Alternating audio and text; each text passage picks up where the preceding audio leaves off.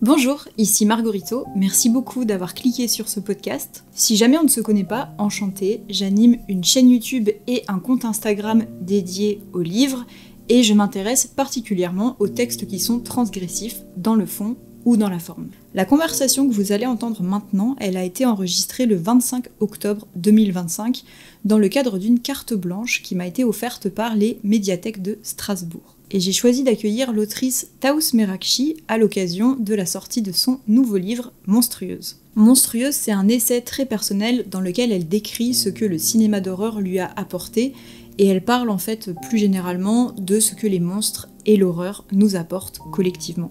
J'espère vraiment que cet épisode de mon book club enregistré en public vous plaira. Si c'est le cas, n'hésitez pas à vous abonner, à retrouver le reste de mon contenu sur YouTube et sur Instagram. Et vous pouvez aussi rejoindre mon serveur Discord pour connaître les futures dates, les lectures du club et en discuter avec le reste de ma communauté. Je vous remercie et je vous souhaite une très bonne écoute. Bienvenue tout le monde. En fait, il n'y a pas de micro, donc j'espère que vous m'entendez bien. Ça va? Si jamais c'est un peu bas, vous n'hésitez pas à me faire genre... monte le son STP comme ça, avec le doigt. Celui-là, hein. Donc déjà, merci beaucoup à toutes et à tous d'être là, et merci beaucoup aux médiathèques de Strasbourg de nous permettre d'être là et de m'avoir offert cette carte blanche. Donc je suis trop contente de te recevoir, Taous. Et pour être honnête, je suis un peu emotional.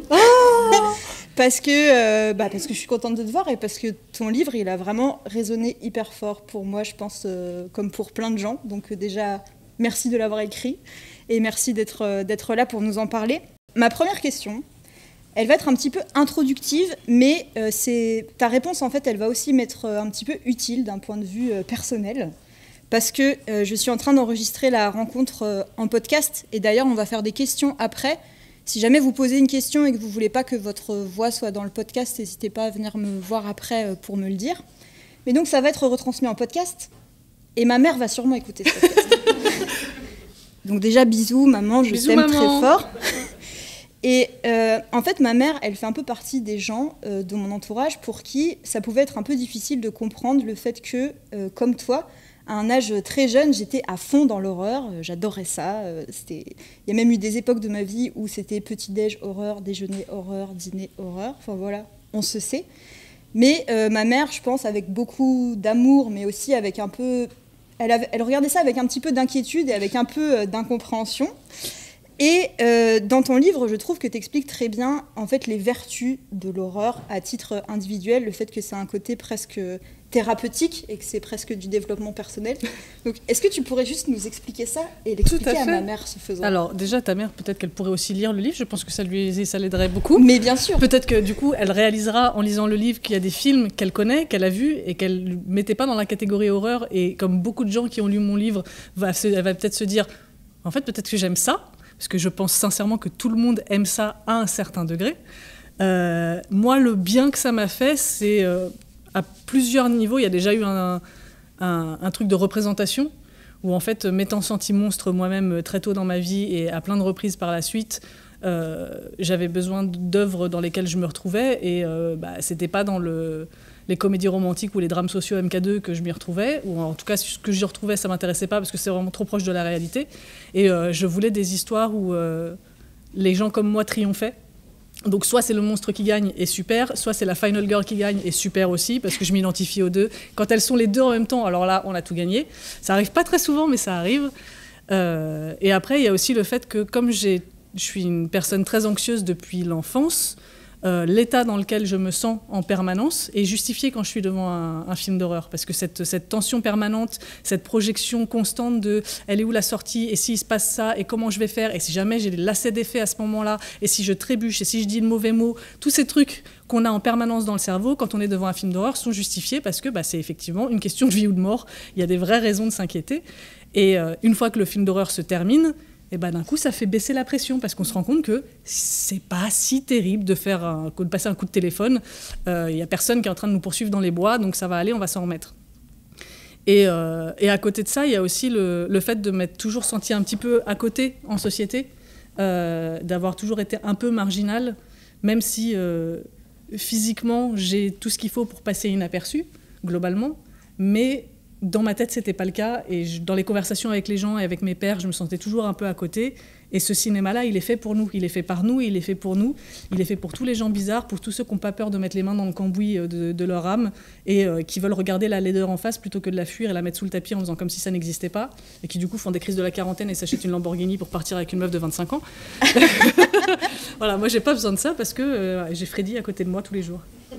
Oui, dans ton livre, tu parles même de la séance de cinéma d'horreur, un peu presque comme une séance de sport, mais où l'attention en fait est d'un coup est dans un environnement qui est contrôlé en fait. C'est ça, c'est un mélange entre une séance de sport et une séance de méditation. Donc vraiment, l'horreur, c'est mon spa personnel.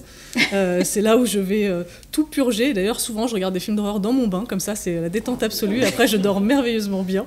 Ça s'y prête vachement, je trouve. Oui, mais je pense que pour beaucoup de gens, il y a quelque chose quand même, et ça, de toute façon, tu reviens quand même pas mal dessus dans le livre, il y a quelque chose qui est un petit peu suspect de base dans le fait de trouver un safe space là-dedans. Et il y a un truc en particulier sur lequel ça m'a aussi fait très plaisir de te lire, et ça m'a beaucoup intéressé de t'entendre parler de ça, parce que c'est quelque chose dans lequel, moi, personnellement, je pouvais me sentir un peu seule et dont je pouvais avoir un peu honte. C'est aussi une grande fascination pour les esthétiques un peu mystiques, et en particulier pour l'iconographie chrétienne. Mm-hmm.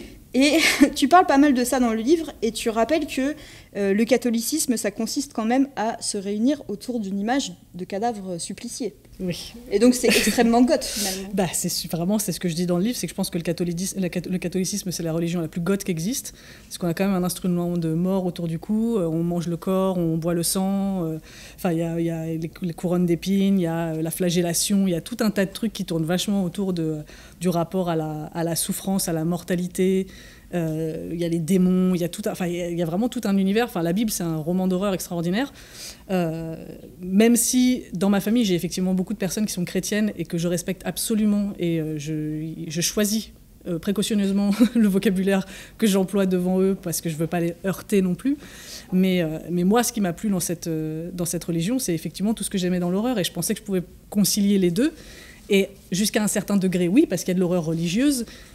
Après, pour ce qui est de pratiquer cette religion-là et pas se sentir ostracisé et en dehors des clous quand on aime ce qu'on aime, c'est un peu plus compliqué. Après, moi, je connais des universitaires chrétiens dont la spécialité est d'écrire sur le rapport entre l'horreur et la Bible et le christianisme globalement. Donc ça peut coexister, et c'est ultra intéressant. D'ailleurs, il y en a un qui s'appelle Brandon R. Graffius, qui n'écrit que des bouquins là-dessus, sur toute l'horreur qu'on peut trouver dans la Bible et comment l'amour du cinéma d'horreur et la foi chrétienne peuvent parfaitement cohabiter. Mais moi, c'était cet univers qui avait l'air peuplé de choses extraordinaires qui mélangeaient ravissement absolu et douleur extrême que j'adorais, et c'est pour ça que finalement je me suis rendu compte que mon truc c'était plutôt Hellraiser que la Bible, mais ça se rejoint beaucoup. Ouais. En tout cas, il y a ce truc un peu iconographique, et il y a aussi ce truc des rites religieux, et d'ailleurs dans le livre tu compares un peu aussi les séances de cinéma d'horreur à des séances de rites un petit peu religieux. Et donc, je voulais juste te demander, est-ce que le livre fait de nouveaux adeptes actuellement ? Oui, et j'en suis extrêmement heureuse, parce que c'était ce que j'espérais, mais je ne m'attendais pas à ce que ce soit à cette échelle-là.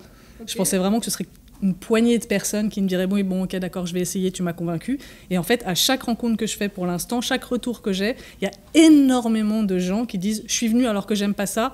Et en fait, tu m'as fait réaliser soit que j'en regardais déjà et que j'aimais ça, soit que peut-être je peux effectivement y trouver quelque chose qui m'intéresserait et que j'en avais une idée vachement réduite, parce qu'il y a beaucoup de gens qui pensent que le cinéma d'horreur, c'est soit ça fait très très peur, soit c'est très très gore, alors que c'est beaucoup plus large que ça. Le fait qu'il y ait de l'horreur pour les enfants, ça prouve qu'il y en a vraiment pour tous les niveaux et pour tous les goûts. Et que si on veut rester à ce niveau-là, c'est très bien. On n'est pas obligé d'aller se traumatiser pour apprécier l'horreur. Au contraire, même si...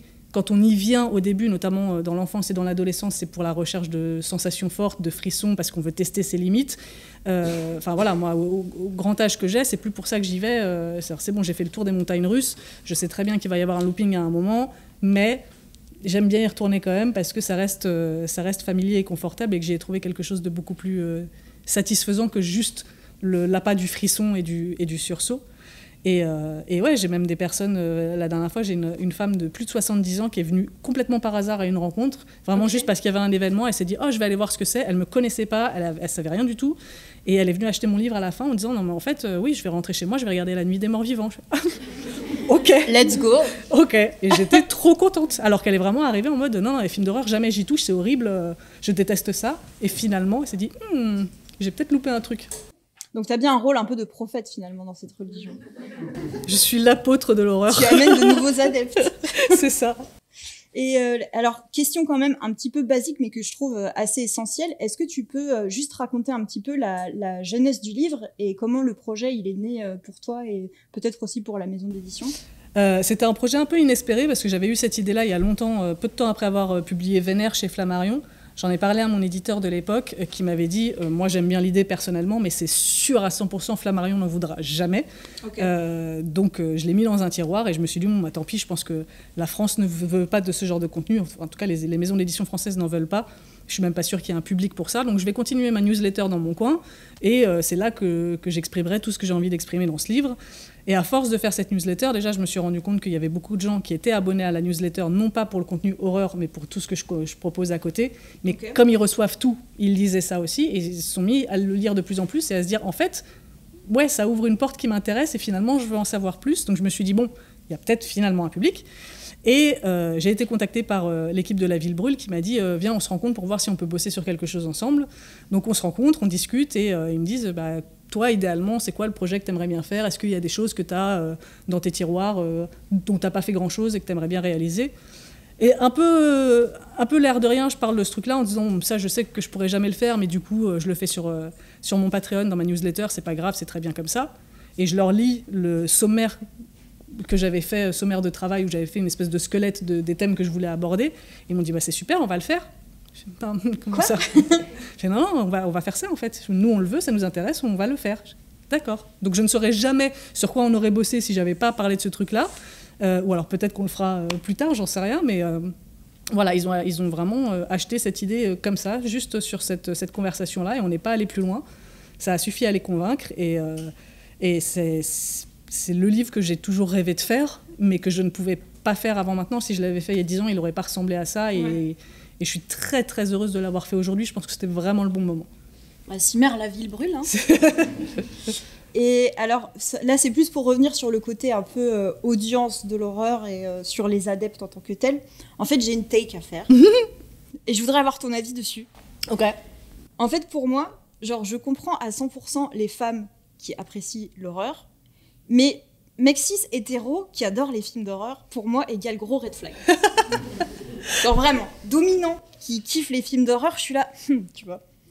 Qu'est-ce que tu penses de ça ? Je comprends, mais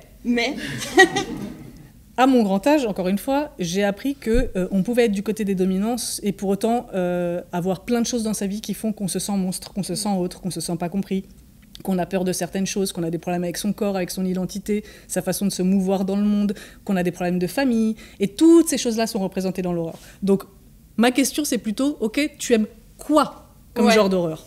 Parce que si tu regardes que des slashers et des rape and revenge avec des meufs qui se font mutiler de A à Z sans aucune réflexion derrière, là, effectivement, je vais me dire, bon, il y a un petit problème.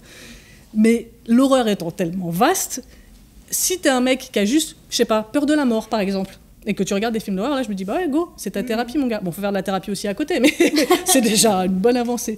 Donc, effectivement, il y a 10 ans, je me méfiais de ouf, et j'étais en colère parce que non seulement eux, ils avaient le droit d'aimer l'horreur sans être autant jugés que nous, et en plus, pour la prise de parole dans les médias, dans la littérature, même dans le fait de faire des films d'horreur, etc., oui, ça, ils avaient la prio. Et ça dans la presse spécialisée, c'est vraiment le boys club absolu. Ouais. Et donc pour ça, j'étais en colère parce que je me disais, mais en fait, c'est pas votre genre, donc laissez-nous la place. Maintenant, je suis un peu plus tempérée là-dessus parce que c'est pour moi un genre qui parle vraiment de ce que c'est que d'être humain. Et un mec cis hétéro, bon, bah, c'est quand même un être humain. Voilà. Ah ouais.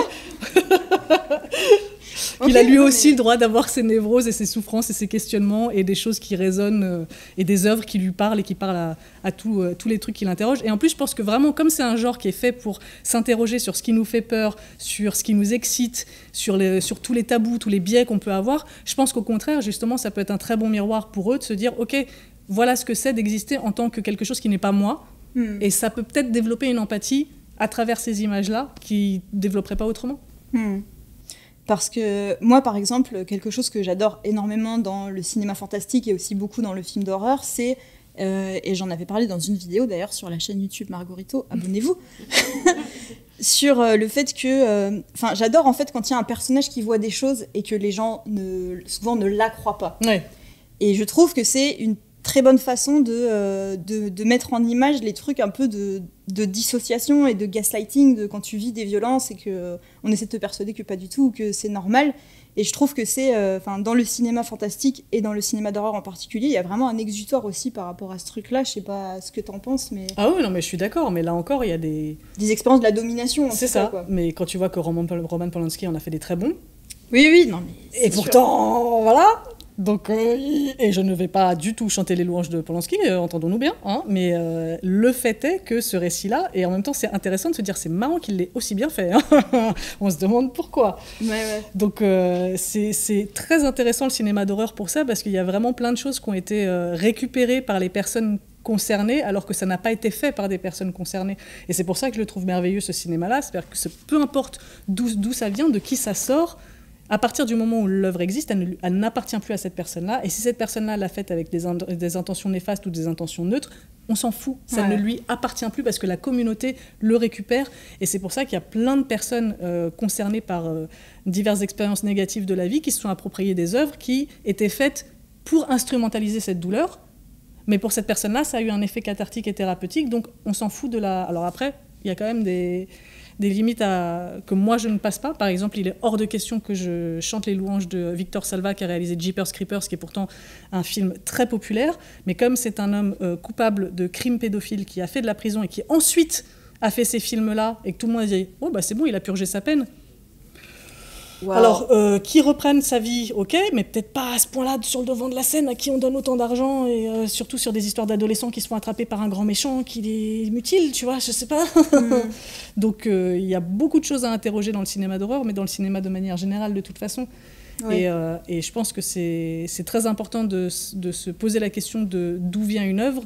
Mais c'est aussi cool, justement, dans ce cinéma qui est extrême et qui est fait pour interroger des trucs qu'on ne peut pas trop interroger ailleurs de façon aussi sécurisée, de lui laisser la place d'être sale et d'être imparfait et d'être compliqué à catégoriser. Et d'avoir des ambivalences aussi. Oui, bien sûr. Et, notamment, une des choses qui m'ont intéressée dans le livre, c'est quand tu parles...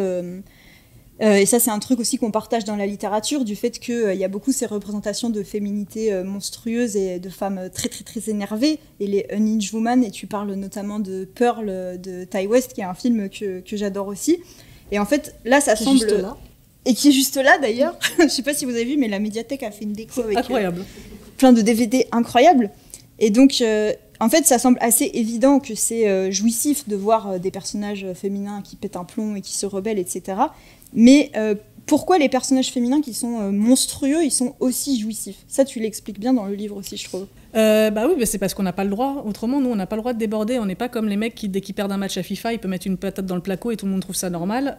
Nous, quand on s'énerve, ça fait tout de suite tâche et les gens sont choqués et c'est pas féminin, ça fait mauvais genre. Et faut pas qu'on déborde, il faut pas qu'on ait de poils, il faut pas qu'on parle de nos fluides, il faut pas qu'on parle de ceci, de cela. Et au bout d'un moment, les coutures pètent, quoi. Et dans l'horreur, c'est justement la place où on peut faire exploser toutes les coutures, où on peut se répandre sur la place publique et où on peut enfin laisser exister tous ces trucs qu'on est condamné à sans arrêt enterrer, polir, lisser, épiler, brosser dans tous les sens du poil. C'est plein de contraintes, c'est plein de contradictions, c'est plein de paradoxes et ça rend fou. Et on a besoin d'exutoire, on a besoin de pouvoir souffler et l'horreur est un très bon exutoire pour ça, je trouve. J'avoue que j'ai du mal à comprendre comment font les autres. Oui, c'est clair. Si vous n'avez pas la colère et si vous n'avez pas l'horreur, vous faites comment? Parce que je n'arrive pas à comprendre. Alors peut-être qu'il y a juste des tempéraments qui n'ont pas besoin de ça et grand bien leur face. Moi, je ne peux pas exister sans ces exutoires-là. Enfin, je veux dire, j'ai écrit un bouquin qui s'appelle Vénère et un autre qui s'appelle Monstrueuse. Je pense que c'est assez clair. C'est vraiment mes deux piliers. Si j'ai pas la colère et l'horreur, je m'écroule. Puis je pense que c'est des contre-modèles aussi qui peuvent être extrêmement importants dans des moments... ça, c'est quelque chose dont j'avais aussi envie qu'on discute beaucoup pendant cette rencontre-là. Et c'est aussi un des sujets un peu de prédilection dans ton travail, dans les choses qui t'intéressent, je crois, c'est l'adolescence. Et donc, c'est un moment où voir des représentations de monstres et Enfin, il y a toujours ce truc ambivalent où à la fois ça pourrait passer pour une condamnation de montrer des femmes monstrueuses et dégradées un peu comme ça, et en même temps c'est extrêmement libérateur de voir des explosions de fluide et de colère à des âges comme ça, quoi. Et d'ailleurs, il y a une phrase que tu as dans le livre qui, moi, m'a beaucoup marquée, c'est « Qu'est-ce que l'adolescence, sinon un long film d'horreur ?» Bah oui, c'est l'époque de tous les extrêmes où on ressent toutes les émotions en très très très très très très très très fort, et comme on n'a pas du tout de référence sur ce que ça peut être de vivre avec ces émotions-là, de vivre avec une rupture amicale, une rupture amoureuse, une mauvaise note, enfin tous les désagréments qui peuvent arriver dans la vie. On n'a pas la résilience nécessaire pour y faire face et pour se dire oui, bon, bah, ça va passer, c'est comme tout, c'est qu'une crise parmi tant d'autres et on va s'en remettre. Et c'est ce que les adultes essayent de nous faire comprendre, sauf que c'est absolument impossible pour un cerveau d'adolescent d'enregistrer cette information-là, parce que tout est effectivement une question de vie ou de mort, et le ciel peut nous tomber sur la tête d'un moment à l'autre. Parce que le moindre conflit, le moindre truc qui sort du cadre, ça peut être une condamnation sociale, ça peut être super grave, et on ne se reconnaît pas physiquement d'un jour à l'autre, on ne reconnaît pas ses propres odeurs, on ne reconnaît pas son apparence, il y a le nez qui pousse et les oreilles qui poussent et le reste qui ne pousse pas. C'est une métamorphose aussi. Complètement, mais en plus au ralenti. Ouais. Donc vraiment c'est très lent, c'est chiant. C'est au ralenti, mais des fois, moi j'ai eu des vécus d'un coup de me rendre compte du jour au lendemain d'un truc qui était pas pareil. Mais c'est ça, c'est vraiment tout à des vitesses différentes. C'est fragmenté bizarrement. Voilà, et en plus, on fait pas tout au même rythme. Donc d'un coup, t'as ta pote de CM2 qui met son premier soutien-gorge. Je fais, mais comment ça? Enfin, on jouait au Playmobil il y a 5 minutes, qu'est-ce que tu me fais? Tout le monde est pressé de quitter l'enfance, il y en a qui veulent pas la quitter du tout, tu t'oses plus faire les trucs que tu faisais avant. Enfin, moi quand je vois les enfants dans la rue, ça me fascine, et je me dis mais putain, ils parlent tout seuls, ils parlent aux pigeons, ils jouent au milieu de la rue, ils sont dans leur vie, Et nous on perd ça à l'adolescence, c'est vraiment, on arrête complètement toute spontanéité, et en même temps on a encore des cerveaux d'enfants, on a encore des gros bébés à l'adolescence, et tout le monde nous dit sois responsable, et en même temps oui mais t'es encore un enfant, et on sait pas trop où se placer par rapport aux responsabilités qu'on doit prendre, et aux responsabilités des adultes autour de nous, sur nous-mêmes et sur notre libre arbitre. Enfin, ça rend fou l'adolescence, et moi c'est une période à laquelle j'ai beaucoup souffert, et je pense que j'y serai toujours attachée parce que j'estime en avoir été un peu privée, mais en vrai je pense que c'est juste que j'ai eu une adolescence normale et pas fun, quoi, et c'est pas celle qu'il y avait dans les films, et du coup moi je rêve de vivre celle que je voyais dans les films. Enfin, quand je vois Scream par exemple, tout le monde est bien dans sa peau, tout le monde est joli, tout le monde a une super baraque. Alors oui, ok, il y a des meurtres. Bon, et dans la vie, là aussi, il y en a. Et pourtant, j'ai pas une super baraque en Californie, quoi. Donc, ils avaient tous des garde-robes de ouf. Moi, je me rappelle dans Clueless, qui n'est pas un film d'horreur, mais bon, c'est la même époque. L'autre avec sa penderie informatique, où elle faisait ses assemblages de vêtements sur son ordinateur, et après, c'est une espèce de smart penderie. C'est ça le futur que je voulais, c'est pas l'intelligence artificielle. Je veux pas de chat GPT. En plus, les teen movies ont ça en commun avec les films d'horreur, d'être des genres qui sont assez codifiés et qui peuvent faire des itérations sur des scènes qu'on apprécie et tout. Et moi, en tant qu'ado, ça avait aussi ça en commun, que j'avais l'impression d'être représentée, en même temps pas vraiment, parce que toujours face à des acteurs qui avaient l'air d'avoir 35 ans, qui étaient tous très minces et très grands, alors que moi, avec ma bande de potes ados, on avait des formes très diverses, quoi. Et puis surtout, on a des têtes de bébés. Oui, aussi. Enfin, vraiment, je revois les photos à l'époque où je me prenais pour une grande. Ça se voit vraiment. Même quand j'ai commencé à m'habiller en costard rayé façon mafia des années 30 parce que je trouvais ça stylé, je regarde ça, je fais putain. Ah là là, ça se voit tellement. J'ai essayé de m'habiller plus adulte que maintenant. Maintenant, je m'habille beaucoup plus comme une adolescence que quand j'avais 18 ans. Mais ouais, il y a vraiment ce tiraillement constant où en fait tout est hyper intense. Et c'est ça que je trouve trop beau dans l'adolescence. Et je me dis, on perd suffisamment de choses de l'adolescence pour devenir des adultes fonctionnels. Mais je pense qu'on en perd un peu trop. Et que cette intensité qu'on a à l'adolescence, elle manque. Et c'est pour ça qu'on juge vachement les adultes qui ont des passions très très fortes. Oui. Parce qu'on dit que c'est juvénile et infantile d'être fan de quelque chose. Alors, effectivement, toute proportion gardée, au bout d'un moment, il faut se calmer. Les Disney adultes qui vont passer tout leur week-end à Disneyland, je me dis, il y a peut-être un juste milieu à trouver. Je plaisante, pardon, je ne juge pas. Pas de Disney shaming. S'il y avait l'équivalent en parc d'Halloween, j'y serais tous les week-ends. Donc, Et quand on aime les films d'horreur ou la musique alternative, par exemple, c'est des trucs qui sont tellement liés à l'adolescence qu'on est toujours jugé en tant qu'adulte. Et moi, je sais qu'il y a plein de gens qui me regardent du haut de mes 38 ans en train d'élever un enfant et qui se disent, quand je vais chercher ma fille à l'école, ça arrive qu'on me demande si je suis la babysitter, quoi. Ah ouais. Alors non, vraiment, je suis clairement sa mère. Alors regarde-la dans les yeux quand je la réprimande sur un truc, tu verras que je suis sa mère. Il y a de l'autorité, t'inquiète. Mais ouais, je regarde les autres mamans parfois et je me dis, putain, je suis pas pareille. Je me sens pas représentée dans les mamans. Et pourtant, je m'entends très bien avec elles. Hein. Mais il y a toujours ce truc, j'ai un complexe permanent de... Je crois que je suis une adolescente attardée et que tout le monde le voit. Ok. Et en même temps, j'aime bien. Dans ta façon de parler de ça, en tout cas, c'est très adulte. Je trouve. Tant mieux. Il y a un recul, vraiment, t'inquiète pas. Et d'ailleurs, quand tu parles d'adolescence dans le livre, tu parles beaucoup, donc forcément, des films qui t'ont marqué.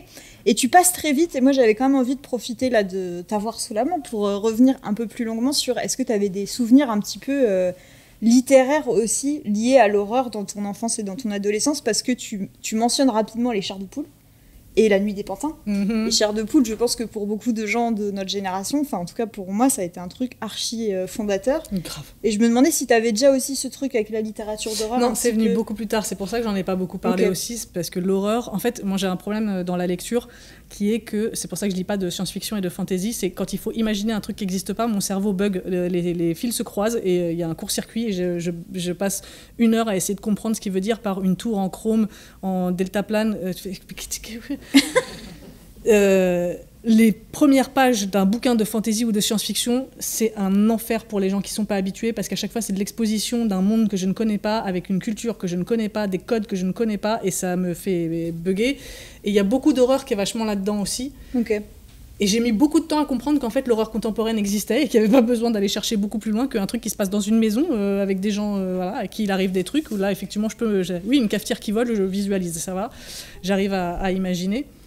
Donc j'ai commencé à lire des romans d'horreur, je pense il y a peut-être 10 ans, un truc comme ça. Ah oui, d'accord, ça arrive. J'en lisais une fois de temps en temps, mais c'est arrivé beaucoup plus tard. Et il y a un truc qui s'est cassé après Les Chairs de poule. Alors déjà, il y a eu le collège avec ses lectures imposées, qui fait que comme beaucoup de gens, j'ai arrêté de lire parce que ça m'a saoulée.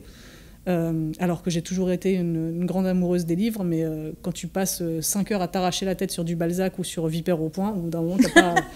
Vipère au point, c'est parce que Balzac, voilà, mais Vipère au point, putain. Non mais là, j'étais arrivé un petit PTSD chez moi. Il y a une scène de body horror extraordinaire dans Vipère au point, quand il se fait enlever les végétations et qu'il parle de sa racle, et il y a tout qui tombe dans un seau, et il crache du sang et tout. C'est la seule scène dont je me souviens.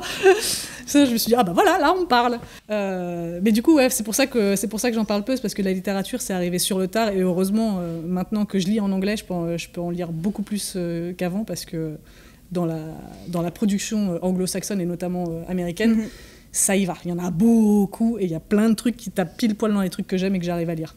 Et puis qui parle aussi de thématiques qu'on peut relier à notre propre adolescence, même si on ne les a pas lues en étant ado. Enfin, en tout cas, dernièrement, j'ai beaucoup pensé à toi parce que j'ai lu un livre que tu m'avais conseillé, qui est Pénitence de Eliza Clark.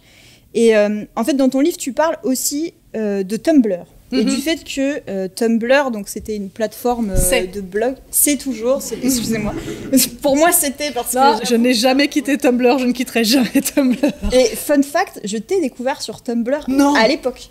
Il y a très très très longtemps, je lisais ton Tumblr. Donc tu vois, c'est vraiment, on est dans un... Tumblr, c'est une plateforme de micro-blogging. Voilà. C'est une plateforme de micro-blogging et c'est un espace dans lequel c'était un peu plus simple de trouver des gens qui avaient les mêmes centres d'intérêt, y compris extrêmement niche que nous. Et en fait, Pénitence, donc, c'est un roman contemporain d'une autrice britannique, il me semble. Et c'est vraiment une sorte de roman univers absolument remarquable. Enfin, je vous le conseille vraiment très très fortement, dans lequel en gros on suit un journaliste qui va se rendre dans une station balnéaire pour enquêter sur un fait divers. Et ce fait divers, il concerne des adolescentes qui ont brûlé vive une autre ado. Et donc, tu l'as dit au début, là, pendant qu'on parlait. Donc, je sais maintenant que cette phrase est bien de toi, que le film d'horreur, c'est quelque chose dans lequel tu te sens représenté. Oui. Et en lisant ce roman, je comprenais tellement ce que tu voulais dire. Parce que je me sentais représentée dans ce bouquin qui est absolument effroyable. Et donc, du coup, tu es toujours, toi, sur Tumblr ? Oui. Ok. Oh ouais, je partirai jamais de Tumblr. C'est vraiment, pour moi, c'est avec genre Reddit Pinterest a certains... Il faut trouver sa niche, mais elle y est. Et sur Tumblr, c'est pour moi les 3 vestiges du vrai Internet. Ouais. Qu'on n'a plus du tout ailleurs. Où vraiment, les gens sont sous pseudo. Il y a encore beaucoup d'anonymat, alors que maintenant, c'est inenvisageable. Sauf que nous, quand on a commencé, c'était l'inverse. C'était mettre son vrai nom sur Internet. Il fallait être zinzin. Et maintenant, voilà, il n'y a plus trop d'endroits où on est sous pseudo et on peut faire des trucs dans notre coin. Il y a ces 3 endroits-là où c'est possible. Et c'est là où il n'y a pas encore il n'y a pas beaucoup de censure. Il n'y a pas beaucoup de tabous. Et je crois que c'était arrivé un peu la censure sur Tumblr. Alors, ils ont enlevé une grande partie du contenu pornographique, mais en vrai, il est encore là. Sous d'autres formes. Voilà, c'est juste que c'est un peu plus balisé, c'est-à-dire qu'on a moins de chances de tomber sur une double pénétration entre 2 posts sur Supernatural et Doctor Who, ce qui est pas plus mal finalement, hein, parce que c'est vrai qu'on n'a pas forcément envie de voir ça tout le temps, ou même tout court pour certaines personnes, donc je comprends. Mais par contre, c'est là qu'il y a une très grande communauté de monster fuckers justement. C'est là que tu abordes le zizou de Godzilla.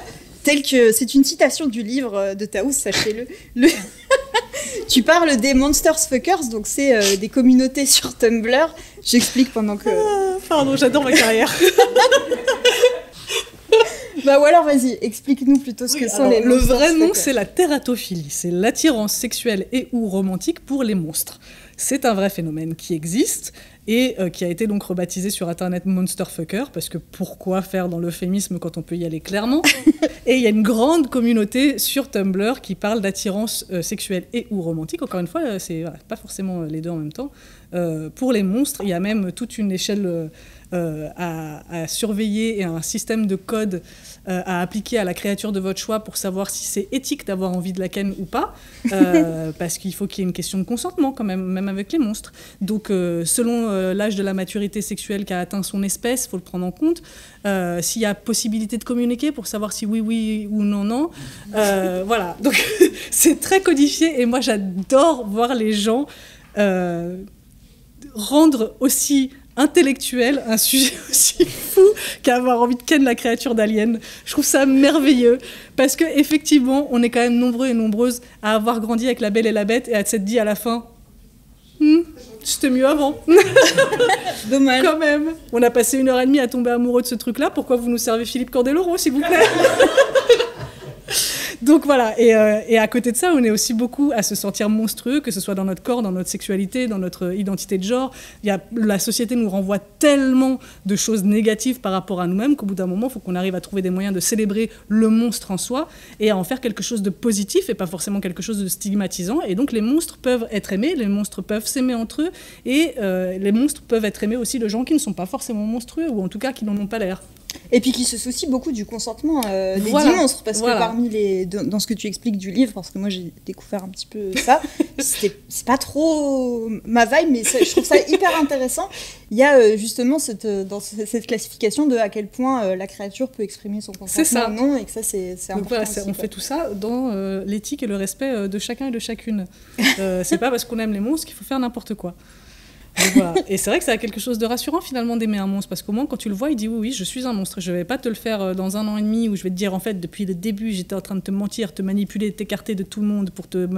non c'est oui je suis un monstre, du coup maintenant qu'est-ce qu'on fait, on s'égorge ou on se... Et bien. Dans le bouquin tu parles aussi beaucoup de La Mouche, justement par rapport à ça, le film de Cronenberg qui met un peu en scène cette relation amoureuse aussi, on a tendance à l'oublier, entre une femme et un mec qui est en train de se transformer en monstre. C'est ça, pour moi c'est la belle et la bête à l'envers. C'est au contraire une femme qui continue à aimer un homme qui devient de moins en moins homme, et je trouve que c'est une des plus belles histoires d'amour portées au cinéma, même si elle n'est pas facile, voir cet homme perdre peu à peu le contrôle de son humanité. Et le moment justement où il réalise que ça y est, c'est fini, il n'est plus un humain et il est juste un insecte, et ben moi ça me brise le cœur et je m'y retrouve, parce qu'effectivement quand je l'ai vu j'étais ado et je me suis dit ah ouais là, le gluant, les trucs qui tombent, c'est la chrysalide, tout ça, ça me parle, je vois très bien ce que ça fait. Et moi aussi pendant longtemps je me suis demandé s'il n'y avait pas un truc qui s'était immiscé dans mon ADN et qui m'avait corrompu de l'intérieur et voilà. Bon, il se trouve que pour lui, ça se finit pas très très bien, mais moi, ça va. J'ai trouvé des gens pour m'aimer, et je m'aime moi-même aujourd'hui. Donc, c'est un message d'espoir, et c'est cool aussi de voir des films où ça finit pas bien, mais de se reconnaître et de se dire « Ah non, mais du coup, moi, mieux, en fait. » Ok.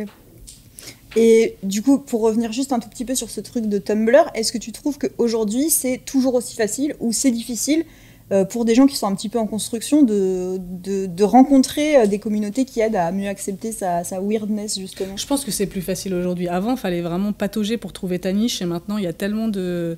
Enfin, en plus, les jeunes, ils s'en foutent vachement plus de ces trucs-là. Enfin, moi, je vois sur TikTok, ils racontent des trucs, même mon journal intime, il en a jamais entendu parler, quoi. Okay. Et eux, ils sont là, face cam, en pyjama, dans leur lit, en train de raconter toutes leurs histoires, et tu fais, ah ouais, ok. Et dans les commentaires, tu lis et tu vois, ouais, moi aussi, ah, mais trop bien, vas-y, viens, on se parle, j'ai un Discord, on va s'inscrire, on va se raconter des trucs. Je fais, trop bien. Moi, j'ai mis du temps à trouver ça, et bon, je l'ai trouvé quand même, mais tu vois, ça demandait quand même plus un effort, à mon époque, en tout cas, pour trouver cet espace-là. Et moi, j'ai créé un Discord, justement, où je vois tous ces gens qui sont... Alors, Discord, pour les gens qui ne connaissent pas, c'est la nouvelle génération des serveurs, des forums salles de chat, comme il y avait à l'époque, où on peut tous se rassembler sur un même serveur pour se raconter des choses entre inconnus, et jusqu'à ce qu'on devienne des amis, au final. Et donc, je les vois tous papoter entre eux et entre elles, et se réjouir d'avoir des gens qui leur ressemblent, et qui personne ne juge, et d'être juste entre gens qui se comprennent, et de ne pas avoir sans arrêt à porter un masque pour essayer de se faire passer pour quelqu'un d'autre, et pour quelqu'un, entre guillemets, de conventionnel. Et voilà, et Internet, pour moi, c'est pour ça que ça devait exister. Et malheureusement, c'est devenu autre chose. Il n'y a plus que ça sur Internet maintenant, et c'est un peu compliqué. Et on est en train un peu de perdre le contrôle de ce que ça devait être à la base. Mais il y a encore des espaces comme ça qui sont heureusement assez safe et sécurisés et bien balisés pour que les gens puissent continuer à grandir, à évoluer, à se soigner les uns les autres, sans s'isoler et sans se sentir complètement seul et abandonné de tous et de toutes, quoi. Ouais, et j'ai ce sentiment aussi que les choses sont un petit peu plus balisées. En tout cas, quand tu veux consulter des choses, quand tu veux poster, toi-même créer des choses et tout, je trouve que c'est compliqué quand t'es jeune parce qu'il y a une telle pression sociale. Et en tout cas, je le vois chez des membres de ma famille qui sont beaucoup plus jeunes que moi ou qui ont des comptes vraiment fantômes, parce que partager soi-même des choses, ça peut être très difficile, et ça peut être s'exposer en fait au regard des gens avec qui t'es au lycée, au collège, etc. Mais il y a un côté un peu plus balisé, et en fait, ça me fait...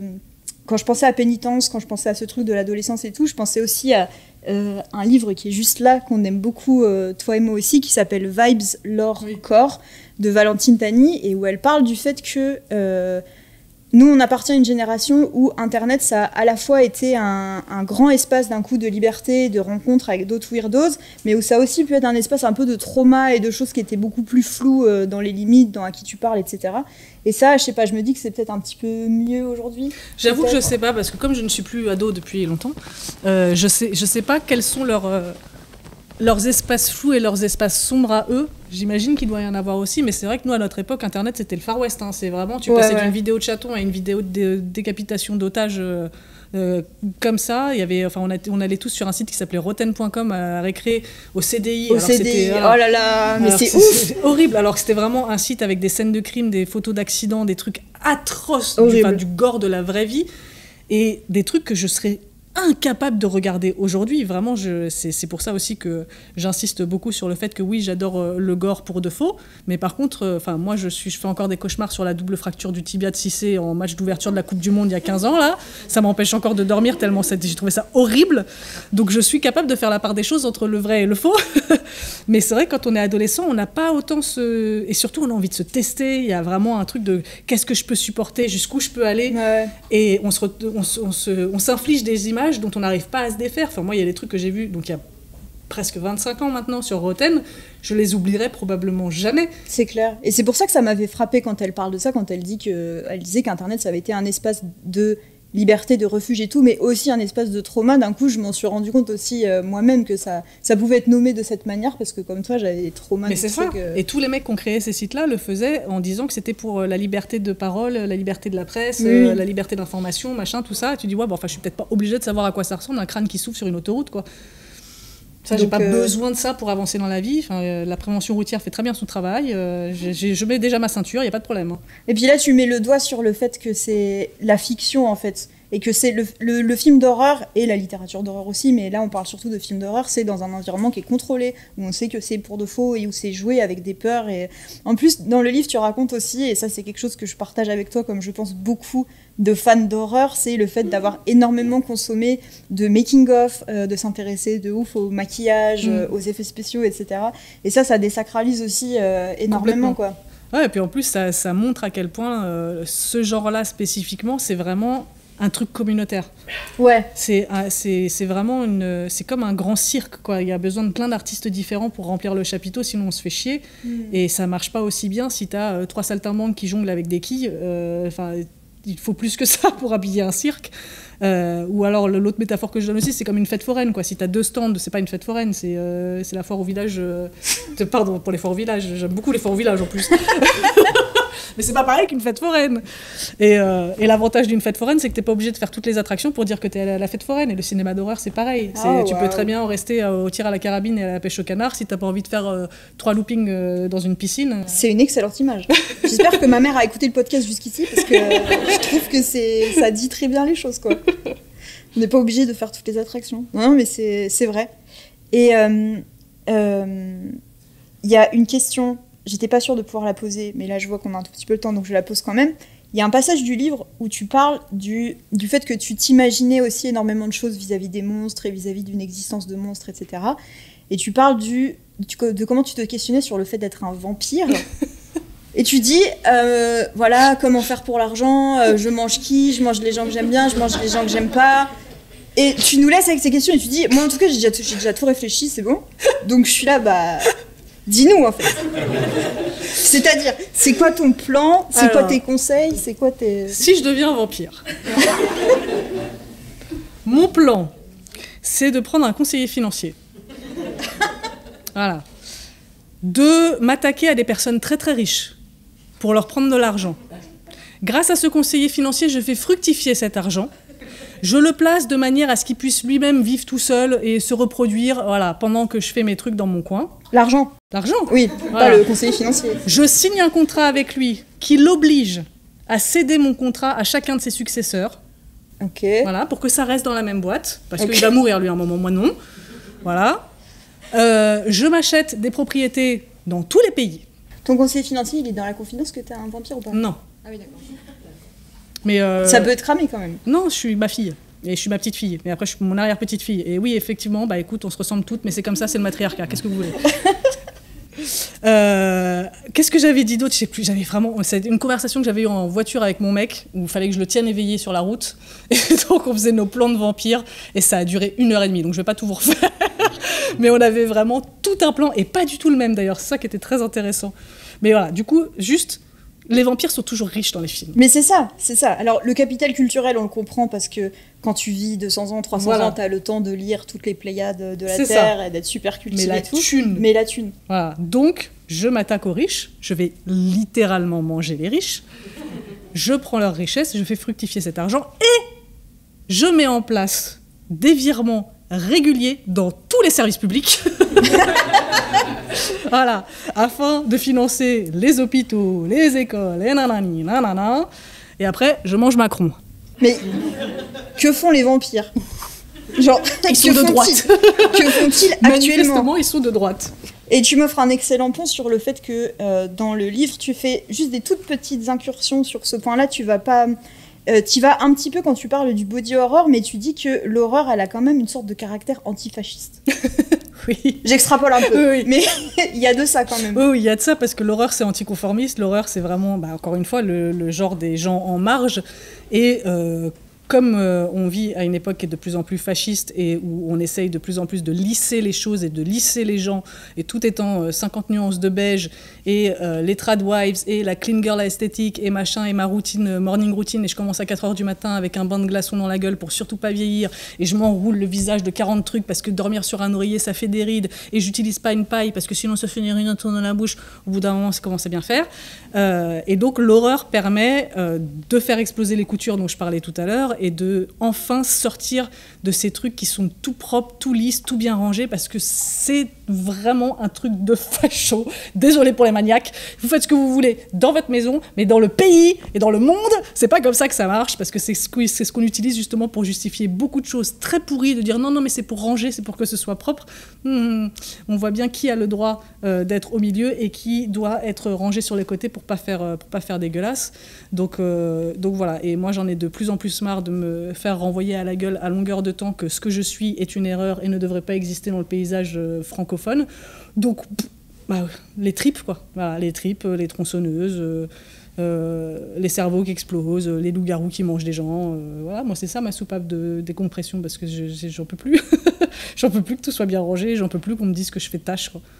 Et puis aussi de manière presque plus philosophique, mais aussi politique, tu dis que les monstres, finalement, c'est les choses qui nous permettent de dessiner les contours des marges de ce qui est acceptable et de ce qui n'est pas acceptable, et de nous interroger aussi collectivement là-dessus. Mais c'est ça, en fait, c'est pour comprendre une société, il faut regarder de quoi elle a peur, et donc il faut regarder quel cinéma d'horreur elle fait. Et chaque époque est... on peut faire une étude sociologique de chaque décennie dans chaque pays en fonction des films d'horreur qui ont été faits et qui ont eu du succès à ce moment-là. Et là, par exemple, le fait qu'on ait beaucoup d'horreur corporelle au féminin depuis quelque temps, c'est pas étonnant non plus. Mais quand on reprend, par exemple, les années 2000, où on avait beaucoup de ce sous-genre qui s'appelle le torture porn, qui consiste vraiment à faire des films où les gens se font torturer pendant 1h30, qui est un genre qui a été très critiqué, et à raison, parce qu'il y a un moment où c'était un peu beaucoup. Mais d'où les gars dont je me méfiais, d'où les gars fans d'horreur où j'étais... Je comprends, mais... faut remettre les choses dans leur contexte, et ça on peut le voir qu'a posteriori, évidemment, c'est un truc qui est très difficile à analyser quand on a le nez dedans, mais tout ça c'est arrivé après le 11 septembre, c'est arrivé pendant la guerre en Irak, c'est arrivé pendant toutes les images qui sortaient des prisons, la prison d'Abu Ghraib, avec les otages qui se faisaient torturer et humilier, et les soldats qui posaient avec, et vraiment tout ça on l'a retrouvé dans le cinéma à l'époque, et ça a marqué la sortie de route des États-Unis après une période hyper faste sous Clinton, où en fait il n'y avait pas d'ennemis extérieurs, tout était à l'intérieur, et c'est pour ça qu'à cette époque-là on avait beaucoup on avait Scream notamment sur le tueur ça peut être quelqu'un de ton entourage, parce qu'il n'y a pas autant la menace extérieure, et là d'un coup c'était merde, on va payer pour ce qu'on a fait. Donc il y avait cette interrogation entre toutes les images violentes qu'on voyait en permanence à la télé, et en même temps, il ne fallait pas montrer certains trucs pour pas... on ne montrait pas les cercueils des soldats qui rentraient de la guerre, qui rentraient morts de la guerre, parce qu'il fallait continuer à motiver les gens à intégrer les troupes et à continuer à aller se battre pour les États-Unis. Et en même temps, il n'y a aucune personne qui avait le droit de prendre la parole publiquement sur une chaîne de grande écoute pour dire que c'est peut-être pas arrivé par hasard tout ça, que finalement peut-être qu'on a un petit peu de responsabilité dans l'affaire. Et pareil, la torture, c'était glorifié à l'époque. C'est là où on a eu énormément de séries politiques comme, 24 heures chrono, ou un truc comme ça, le truc avec Kiefer Sutherland. C'était ça, c'est 24 heures chrono. Merci. Où en fait la torture était représentée comme un truc de héros. Il va pouvoir faire sortir les bonnes informations du vilain terroriste arabe. C'était tout. On vivait vraiment là-dedans. H24, c'était la guerre contre la terreur, la guerre contre le terrorisme. Et vraiment, il y a plein d'études qui ont prouvé que la torture n'aidait pas forcément, qui ont montré que Saddam Hussein n'avait pas forcément de lien avec Al-Qaïda non plus. Enfin, toutes ces choses-là qui existaient à l'époque, ça a créé ce cinéma-là de l'extrême, parce qu'on était dans une période où en fait on était dans la répression absolue, et où personne n'arrivait à se regarder dans la glace et à dire c'est pas très joli finalement. Donc chaque époque a son cinéma d'horreur, et chaque époque a ses monstres, chaque société a ses monstres aussi. Et le fait qu'on ait de plus en plus de monstres sympathiques aujourd'hui, c'est pas pour rien non plus, c'est parce que le cinéma d'horreur est de plus en plus réalisé par des personnes marginalisées, par des personnes qui savent ce que c'est de se sentir monstrueuse. Et voilà, le fait que Frankenstein ressorte là, et que Guillermo del Toro en fasse ce qu'il a fait là, j'en parlais avec lui il y a 2 semaines. J'attendais le point. J'attendais que tu dises ça. Il faut que je le dise à chaque rencontre. J'ai interviewé Guillermo del Toro, ce sera dans le numéro de novembre de SoFilm. Tout ça grâce à Monstrueuse. Et donc j'en parlais avec lui, et lui aussi, il estime que l'amour du monstre, c'est un outil contre le fascisme, et c'est une façon de se réapproprier des récits qui nous ont été retirés ou interdits pendant longtemps. Et voilà, genre le prochain Predator qui va sortir, on est du côté du Predator, c'est bien la preuve que, alors que c'est quand même un monstre qui historiquement a toujours été un antagoniste. L'antagoniste, ouais. Et là, non seulement c'est un protagoniste, et en plus, tout le monde a envie de Ken. Alors tout le monde. Si. Non. Mais si. Mais non. Mais si. On peut vous comprendre quand même. Mais voilà. Il est sexy. Taous ? Merci beaucoup. Merci à toi.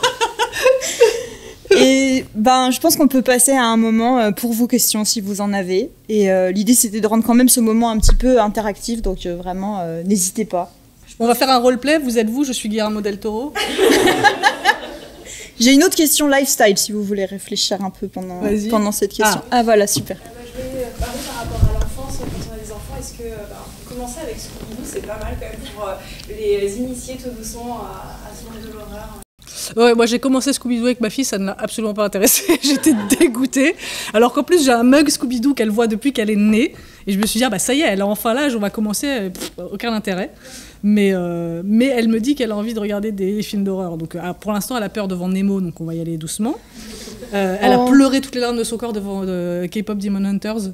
Parce que à la fin, spoiler, pardon, elle a encore des marques de démons. Je dis, oui, mais c'est bien, regarde, moi aussi, et tout va bien. Donc voilà, elle est encore sensible, hélas, mais je ne vais pas la forcer, car je suis une bonne mère. Et que mes fantasmes et mes hobbies ne sont pas forcément ceux de ma fille. Et donc je ne vais pas projeter, même si je rêve de me faire des soirées films d'horreur avec elle, ça attendra qu'elle en ait envie. Si elle n'en a pas envie, ce sera tant pis pour ma gueule.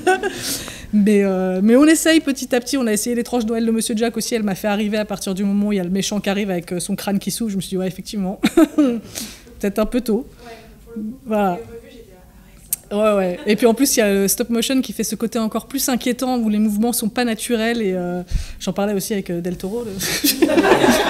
Et puis sur la VHS, moi j'avais été trauma par un court-métrage de Tim Burton qui était avant l'étrange Noël de Mr. Jack sur la cassette qui s'appelle Vincent. Je sais pas si ah oui, bah oui. Trauma. C'est le petit fantasme de Tim Burton qui se voit comme l'enfant poète bizarre. Ouais. Moi, ça m'avait terrifiée en tout cas. Ouais. Mais bon, voilà, je continue régulièrement à lui proposer des trucs qui s'y apparentent. Parfois, elle me regarde des dessins animés ensemble et elle voit un monstre. Elle fait, on va regarder celui-là parce que toi, t'aimes bien les monstres. Voilà. Et elle me pique mon masque de Ghostface aussi pour me dire, regarde, je le mets et j'ai pas peur. Mets-le, toi, fais-moi peur. Donc elle se teste et c'est très marrant à voir. Mais c'est elle qui décide. Bonjour. J'ai souvent deux questions. La première, c'est...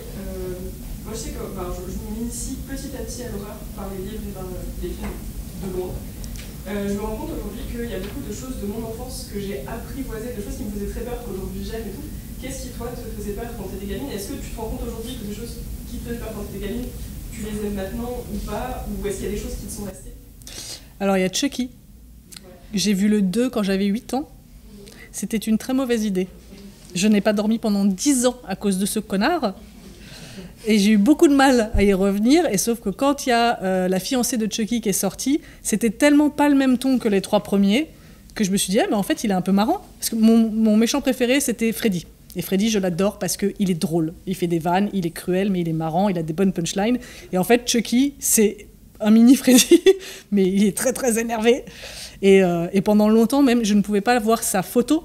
Je pouvais pas avoir une poupée qui lui ressemblait, tellement ça me mettait dans un état d'angoisse, mais je croyais que j'allais en mourir. Je pouvais pas dormir, c'était horrible, et maintenant je l'adore. Et j'aurais aucun mal à avoir sa poupée dans ma chambre. Peut-être pas déconner non plus, mais je pense que je pourrais quand même dormir, au moins une nuit, en l'ayant dans ma chambre, alors qu'avant, même dans la même maison, ça aurait été inenvisageable. Mais parce que, effectivement, j'avais tout simplement pas l'âge, et si je l'avais découvert au bon âge, je pense que je l'aurais aimé tout de suite, mais le découvrir à 8 ans, c'était pas une bonne idée. Il y a une raison pour laquelle il y a des restrictions d'âge, et finalement, c'est pas mal de les respecter. J'ai une question. Ouais. En fait, je suis pour l'instant terrifiée par l'horreur. J'ai pas encore lu le livre, je sais pas si tu réponds. J'en ai lu quand j'étais très jeune, mais c'est toujours des souvenirs un peu traumatisants encore, et je sais pas s'il y a un genre sous-genre que tu favorise pour une introduction là-dedans? Alors déjà, c'est pas bête. Les comédies. Les comédies, c'est un très bon moyen d'y arriver. Je sais pas si tu as entendu parler de... Alors, je crois qu'il est là d'ailleurs. What We Do in the Shadows, j'ai oublié le titre français. Vampire en toute intimité, c'est ça? Ouais. Excellent. À crever de rire. Pas flippant du tout. Donc tu peux y aller. Il y a Shaun of the Dead, le classique. Voilà. Et en vrai, dans l'horreur, en comédie, il y en a beaucoup. Et justement, tu peux y aller graduellement parce qu'il y en a qui sont vraiment, comme celle-là, 100% comédie. Et il y en a où ça fait monter un peu plus le volume de l'horreur. Et donc, plus ça va, plus tu peux te tester jusqu'au moment où tu vas dire non, là, c'est trop. Et tu restes à ton niveau, tu vas pas plus loin, t'es pas obligé. Il y a le gothique aussi qui fonctionne très bien parce que c'est quand même très esthétique, très romantique, très beau, très... encore une fois, le cinéma de Guillermo del Toro est très bien pour ça, parce qu'il fait pas peur, il est inquiétant par moments, il y a des visions qui peuvent être un peu, genre dans Crimson Peak, il y a des plans parfois qui peuvent être un peu... mais c'est vite désamorcé par l'histoire, et ce que tu apprends des personnages, et là où tu réalises que la menace est réellement, et tu te dis, en fait, finalement, c'était pas si terrible. Donc il y a plein de... Quand tu vas dans le fantastique, avec des touches d'horreur, t'as moins de chances d'être traumatisé et c'est plus des jolis contes de fées un peu sombres, quoi. Ok, c'est une bonne... Voilà, donc tu peux rire, tu peux rêver, et tu peux pleurer aussi, parce que dans le gothique, il y a de la chiale. Avec plaisir. Mais c'est trop cool, je trouve, d'être venu en voulant découvrir un peu l'horreur, enfin en t'y intéressant alors que c'est un peu flippant. En fait, j'avais découvert Jennifer's Body. Ah, voilà. Ah bah quand même. À l'époque, je venais à Paris et j'avais ces grandes affiches dans le métro avec Megan Fox en immense... En petite écolière sexy. Voilà, je pense que du coup, effectivement, la com autour de ça était catastrophique. Et je l'ai regardé et effectivement, il y a quelque chose d'hyper intéressant dedans. Donc, j'ai un peu fait comme ça par moment, mais... Oui, mais il est pas trop dur, celui-là. Franchement, ça fait partie de ceux que je conseille en général aux gens qui veulent s'y mettre mais qui veulent pas se traumatiser. Je pense qu'il est quand même très accessible. Et en plus, on est du côté de l'antagoniste quand même. Oui.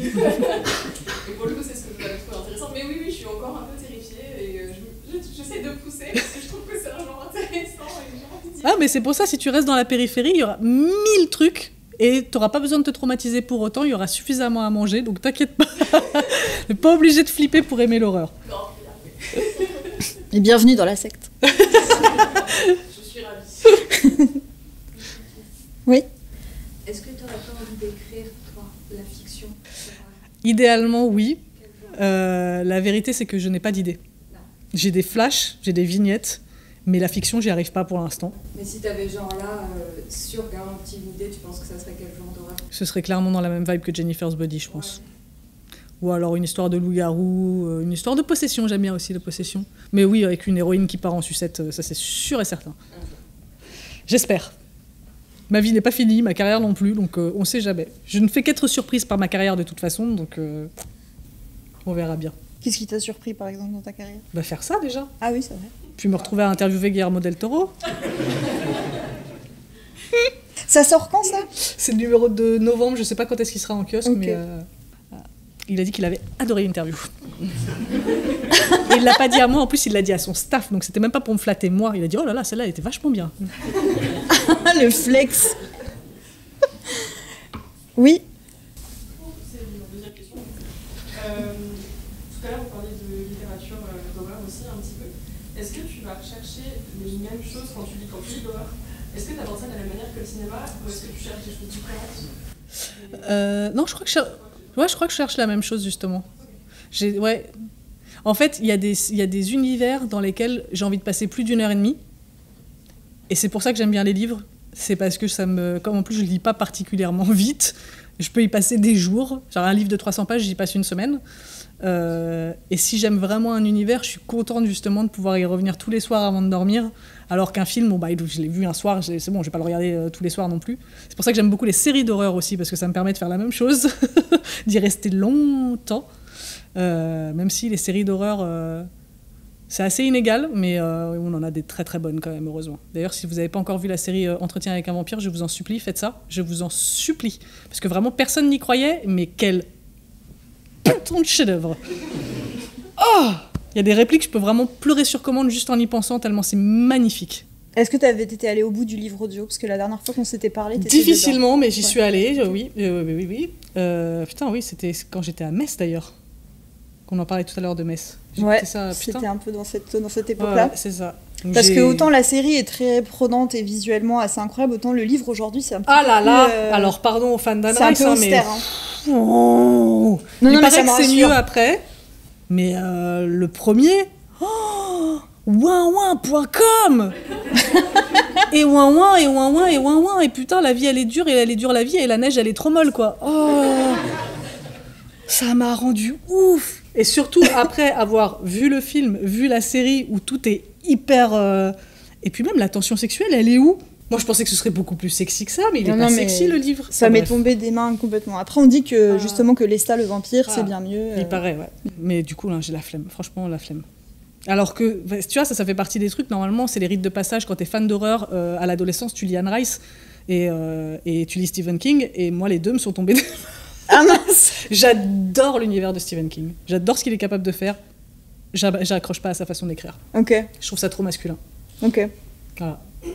Je comprends. C'est mon grand drame, parce que vraiment, alors heureusement qu'il y a des milliards d'adaptations, parce que je peux du coup en profiter, mais je crois que j'en ai lu 3 de lui en tout. Ok. Voilà. Donc je suis une fausse fan.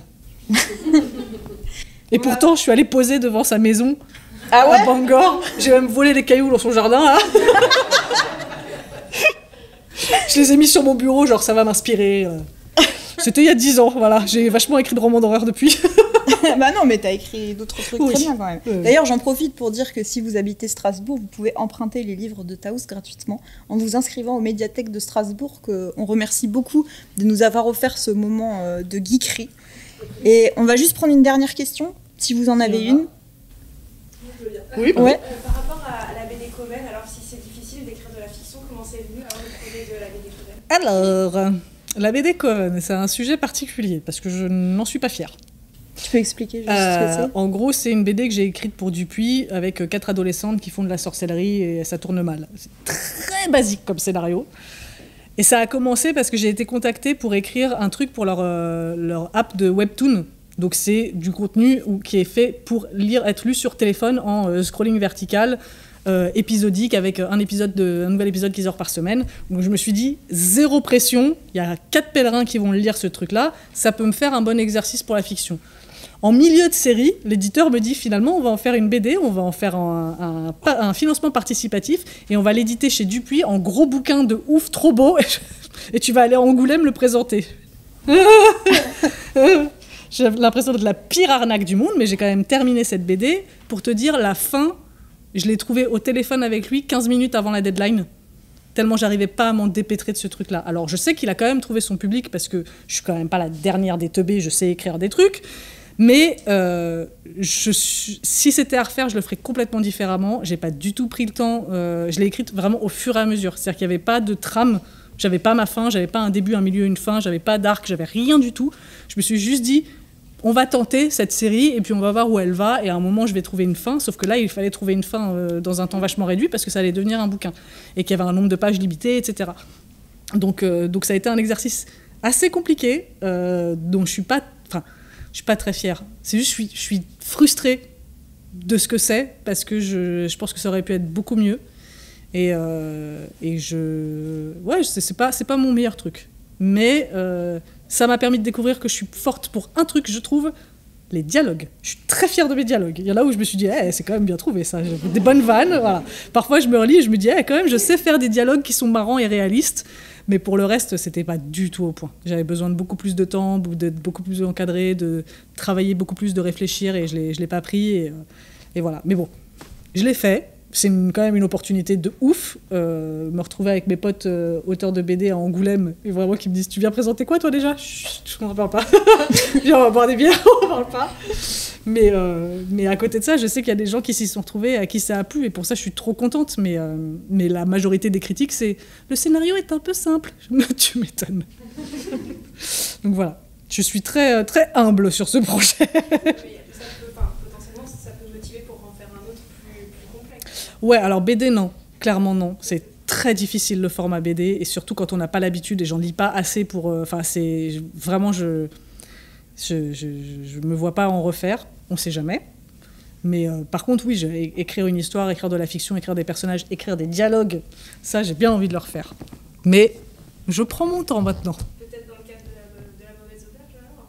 La mauvaise auberge, j'écris pas. Oui, mais ça peut être... Là, ça demande vraiment de connaître le système de jeu de Donjons. Alors, Mauvaise Auberge, pour les gens qui ne connaissent pas, c'est une émission de Donjons et Dragons spéciale Halloween, dans lesquelles on joue que des personnages méchants. Donc, ça sera diffusé là, le 2 novembre, la prochaine édition. Et rien que créer mon personnage, c'est un sacré casse-tête. Donc, le scénario, sachant que, comme je le disais tout à l'heure, tout le domaine de l'imaginaire, où vraiment il faut imaginer des créatures et tout ça, moi, je me perds. Donc, je sais pas. Si je fais un roman, je pense que ce sera plutôt de l'horreur contemporaine réaliste. Après, il y a aussi la possibilité du scénario, je ne sais pas. Ça, je sais qu'il y a des gens qui viennent taper à ma porte et je leur dis « Ah, je sais pas, j'ai peur, laissez-moi. » Donc on verra. Mais il y a des gens intéressés. Donc, moi, c'est ça dont j'ai besoin, je pense. C'est pour faire du scénario, il faut que je sois dans une équipe d'écriture. Où je dis, ce serait bien ça. Laisse-nous faire. Je vais être l'enfant folle de la réunion d'écriture. L'enfant dissipé.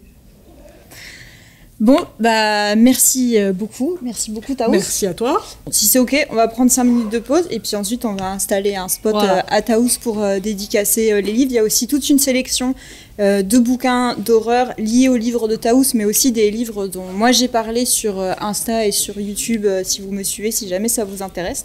Donc, vous pouvez aller faire un tour à notre petite librairie spéciale pour l'événement. Et puis voilà, puis on peut discuter de manière un peu plus informelle aussi, si ça vous dit. Voilà.